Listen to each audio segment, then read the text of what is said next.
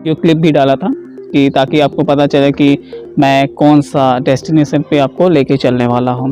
Actually मैं आपको लेके चल रहा हूँ सीधे बिहार, और बिहार में भभुआ भभुआ के पास पड़ता है भवानीपुर, और भवानीपुर में स्थित है माँ मुंडेश्वरी का मंदिर, और हम आपको दर्शन कराएंगे माता मुंडेश्वरी का, और साथ में वहाँ का जितना भी भव्य नज़ारा है वो भी मैं आपको दिखाऊंगा।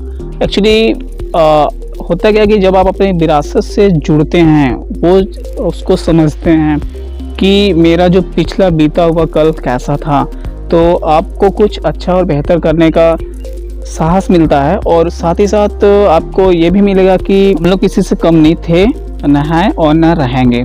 ठीक है, और साथ में एक कॉन्फिडेंस भी डेवलप होता है। ठीक है, तो आइए हम आपको लेके चलते हैं, माता मुंडेश्वरी के दर्शन कराएंगे, और साथ में वहाँ पे जो अवशेष बिखरे हैं उनको भी हम आपको दिखाएंगे, और उसके बारे में जो कुछ भी मुझे जानकारी आपके थ्रू विकिपीडिया, गूगल्स या फिर जहाँ से भी मैसेज मुझे मिला है वो मैं आपको बताऊँगा। मैंने उसको सहेजा है तो वो मैं आपको भी दिखाऊँ, और साथ ही साथ ये भी आपको दिखाऊँ कि जो अपनी खुद की विरासत है वो कितना समृद्ध था, संपन्न था, और आज के समय में हम उसको सहेज नहीं पा रहे हैं। ये बहुत ही दुखद और दुर्भाग्यपूर्ण है, क्योंकि अभी जो चीज़ें हम लोगों को मिली हैं, कम से कम हम उसका लेवल मेंटेन कर सकें और उसको अच्छे से सहेज सकें, ताकि हम लोग की जो आने वाली नेक्स्ट पीढ़ी रहेगी उसको वो चीज़ें सेफ वैसे ही आगे हम ट्रांसफ़र कर सकें।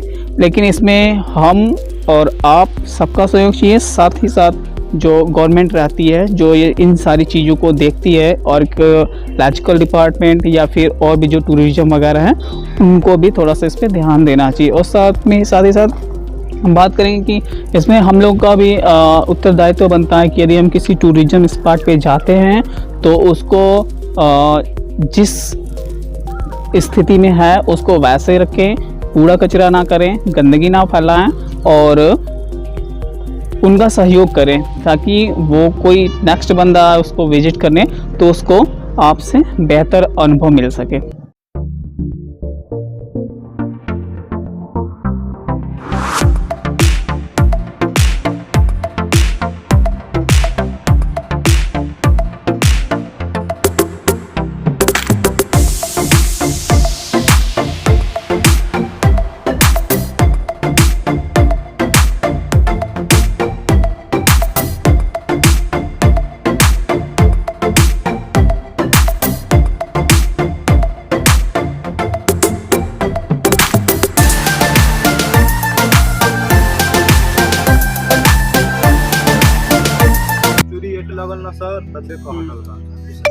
कैसे दे रहे हो नारियल? नारियल 25 रुपए का दे रहे हैं। चाहिए अड़हुल का फूल? अड़हुल का फूल 10 रुपए का दे रहे हैं। ठीक है, एक के बस नारियल दे दो और एक अड़हुल फूल, और एक केला चिदाना दे दो ना।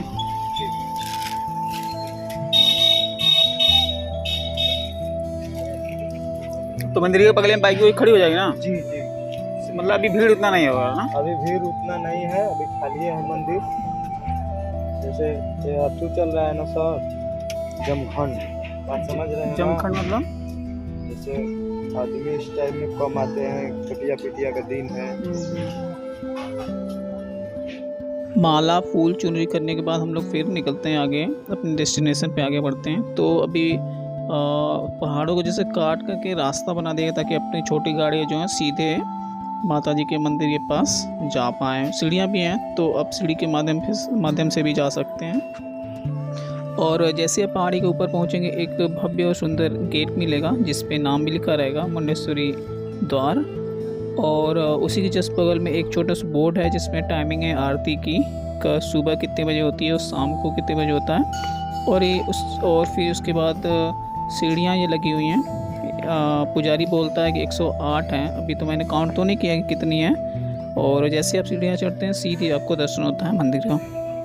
तो हम लोग क्या करेंगे, सबसे पहले मंदिर में दर्शन करेंगे। उस दर्शन करने के बाद ही फिर आगे का मैं आपको पूरा मंदिर घुमाऊंगा। वीडियोग्राफी मना है लेकिन फिर भी कोशिश करते हैं कि जो कुछ भी बन पड़ेगा वो आपको दिखाएंगे।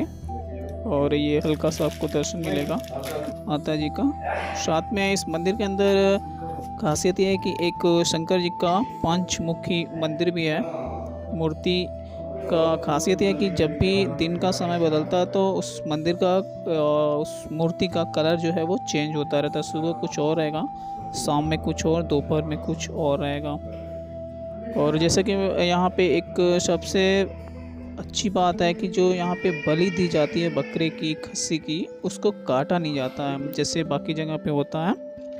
इस मंदिर की बनावट जो है अष्टकोणीय है और ये भारत में सबसे अब तक का प्राचीन मंदिर है। कब ये बना है ये नहीं पता है।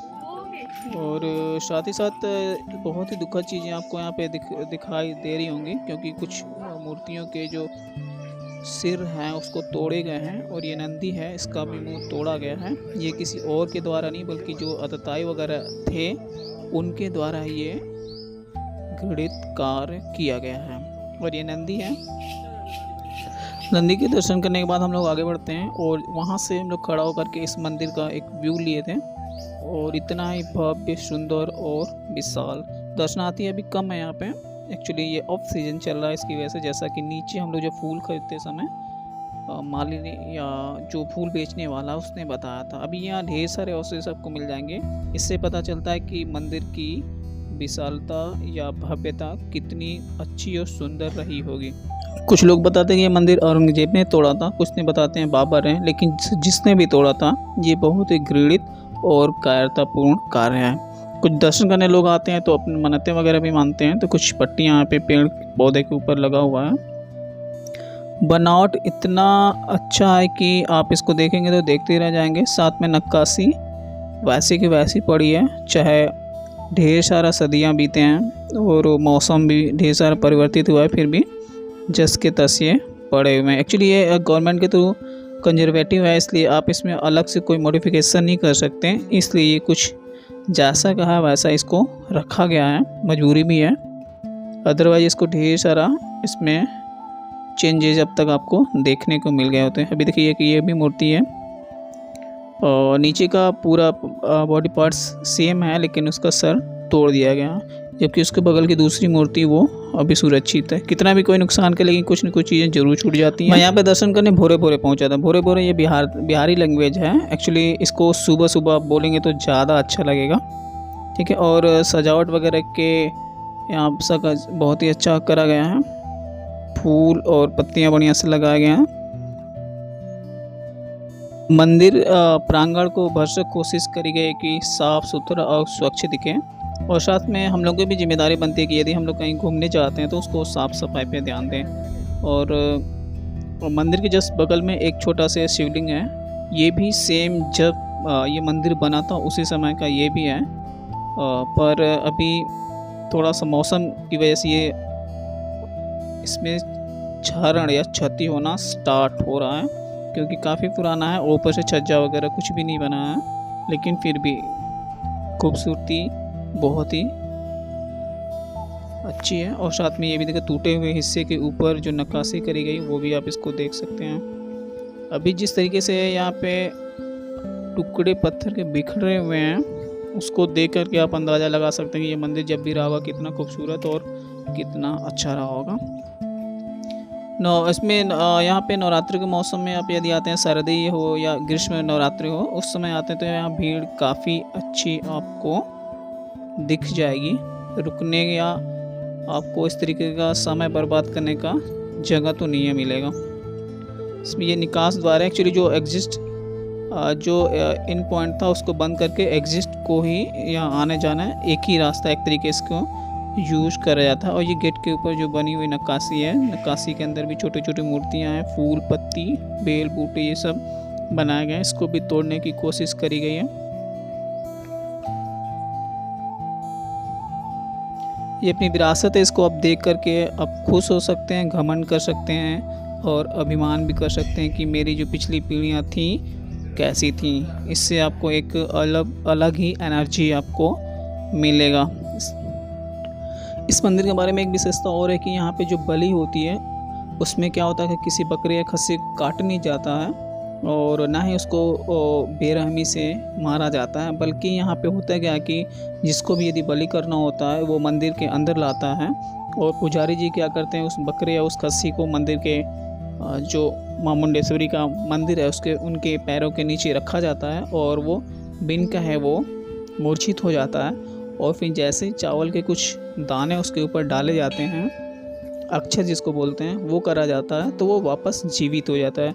ये मेरे हिसाब से तो भारत का नहीं बल्कि दुनिया का मात्र एक ऐसा मंदिर है जहाँ पे इस तरीके की बलि दी जाती है, जिसमें किसी भी तरीके का मासूम प्राणियों का निशंस हत्या नहीं की जाती, जहाँ की अमूमन ऑल ओवर इंडिया चाहे ऑल ओवर वर्ल्ड देखा जाता है। पानी पीने की भी व्यवस्था काफ़ी अच्छी करी गई है और ये श्रद्धालुओं द्वारा चढ़ाया हुआ छोटे और बड़े घंटे भी हैं यहाँ पे, लेकिन इनकी व्यवस्था करनी चाहिए कि ताकि एक अच्छे रो में उनको रखा जाए ताकि आदमी उसको यूज कर सके।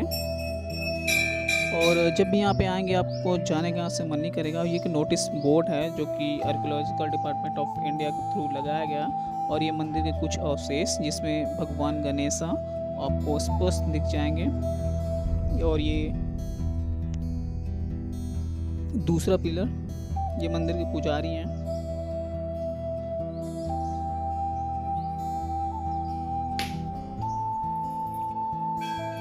और साथ में सिक्योरिटी गार्ड्स जो भी आते हैं वो निश्चित तौर पे मंदिर में मत्था जरूर टेकते हैं। इनको पैरों में जूता नहीं होता है क्योंकि एक्चुअली मंदिर के अंदर चमड़े का किसी भी तरीके का वस्तु ले जाना मना ही है। मुंडेश्वरी जी का दर्शन करके कैसा लगा ये ज़रूर बताइएगा। साथ में एक छोटा सा सवाल, ये पत्थर के ऊपर पत्थर क्यों लगाए गए हैं? वीडियो देखने के लिए धन्यवाद।